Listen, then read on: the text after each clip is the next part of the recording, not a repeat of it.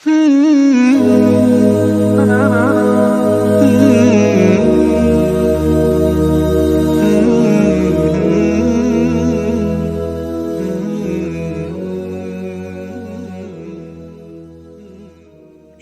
və qanaət.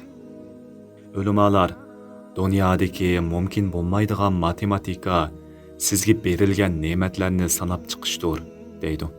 Demisimi fan texnika taraqqiy qilib, hamma narsani sanab chiqa olgan taqdirdimi, qumning sonini, dengiz to'lqinlarini sanab bera oladigan matematika bo'lmagandek, Alloh taolaning ne'matlarini sanab bera oladigan fan texnika yo'qdir.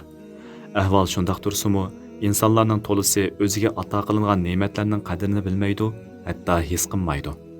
Faqat shu ne'matlarning birarsidan ayrilib qolgan chog'dala uning qadrini biladi.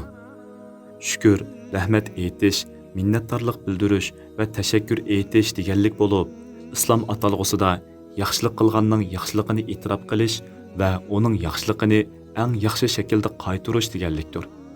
Shukr iymonning yerimi bo'lib, yana bir yerimi savrchanlikdir. İman bu ikkisi bilan takammullashadi. İmam İbn Rajab shukr dil va ish harakat bilan ado qilinadi degan.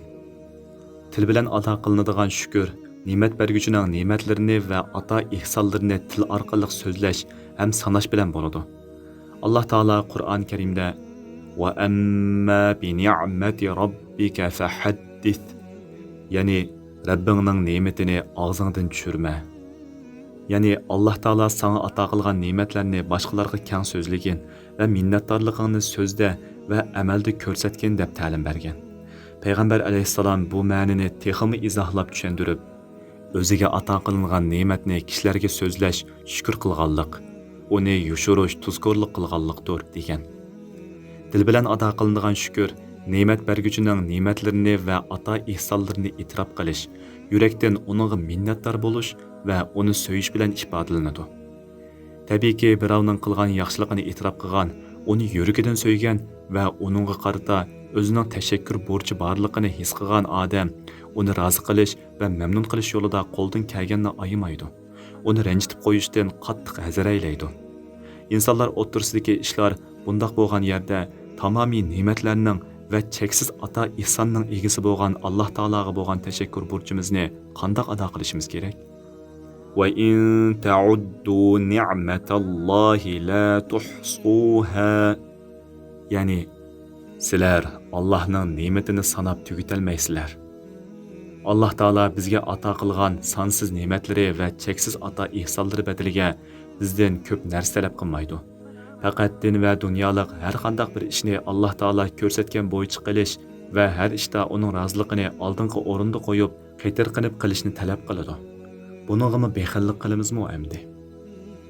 Sharkat bilan ado qilinadigan shukr ne'mat berguchining ne'matlarini va ato ihsonlarini gunoh ma'siyatlarga, Alloh taologa osiylik bo'ladigan ishlarga, shundaqla har qanday bir yomon ishga sarf qilmasdan faqat Alloh taoloning amr farmonini o'rindashga va yaxshilik yo'llariga sarf qilish bilan bo'ladi.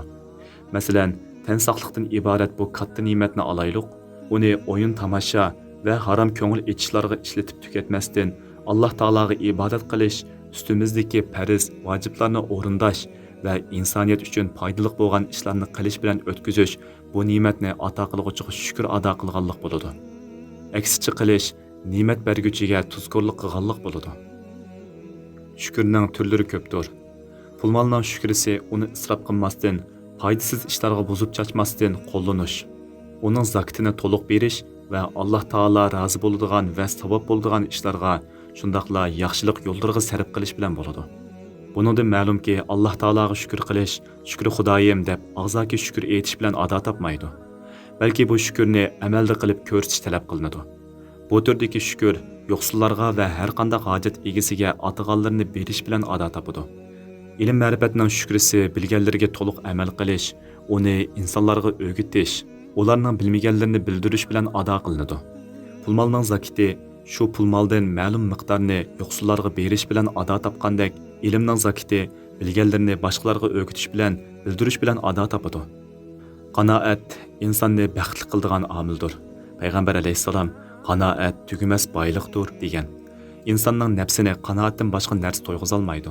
qanoat qilmagan kishi hargiz baxtli bo'lolmaydi. Alloh taolaning berganiga rozi bo'lib, qanoat qilgan odam eng boy odamdir.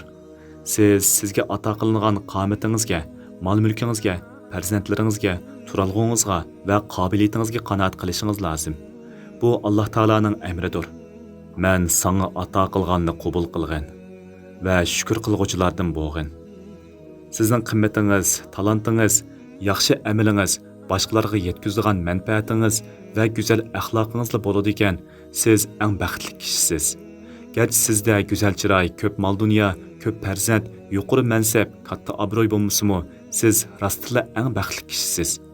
Shunga siz Alloh taolaning taqsimotiga rozi bo'ling.